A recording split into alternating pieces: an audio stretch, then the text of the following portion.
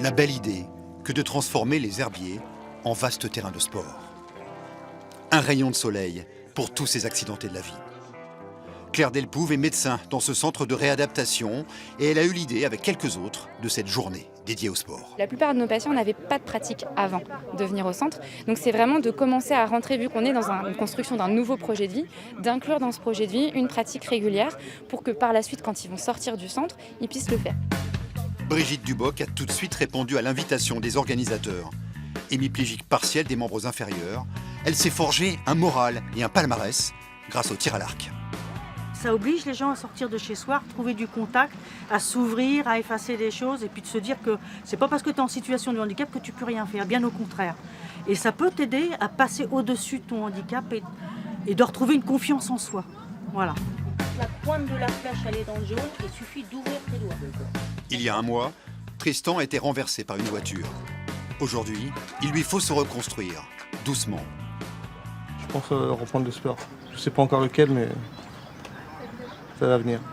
Ça pourrait être le tir à l'arc? Peut-être. Mourad est un ancien pensionnaire des herbiers. Il a découvert le para-badminton il y a 3 ans grâce au club de Bolbec. Il est venu ici pour démontrer que chaque handicapé peut pratiquer un sport. C'est du matériel vraiment configuration badminton. Donc comme vous pouvez le voir avec les roulettes anti-bascule derrière pour éviter de tomber derrière. Donc c'est vraiment un fauteuil configuration badminton. Et chaque discipline a sa propre configuration de fauteuil. Amputée des 4 membres, Doriane bataille depuis plus de 4 ans pour retrouver de l'autonomie. Elle doit réapprendre chaque geste. Pour sa rééducation, elle bénéficie de ce cheval mécanique, un outil novateur. Il y a un côté ludique, c'est évident, et en même temps, il y a un vrai côté thérapeutique parce qu'on va mobiliser des muscles qu'on ne mobilise pas dans d'autres cas de rééducation. Vraiment. Donc là, notamment tous les muscles du dos. Vu son handicap, jamais Doriane n'aurait imaginé pouvoir un jour pratiquer un sport. Pourtant, elle a réussi ce tour de force. Chaque semaine, elle monte à cheval dans un centre équestre. Ça va complètement changer. Je suis devenue amoureuse des chevaux. Ça va complètement changer. C'est vrai. Psychologiquement aussi, on en a besoin. C'est important. Le sport comme thérapie. Le chemin de vie d'Edgar est lui aussi tortueux. Victime d'un AVC à la naissance, il a grandi avec des troubles de l'élocution et des problèmes de motricité. Mais la découverte du tennis de table lui a permis de trouver un équilibre.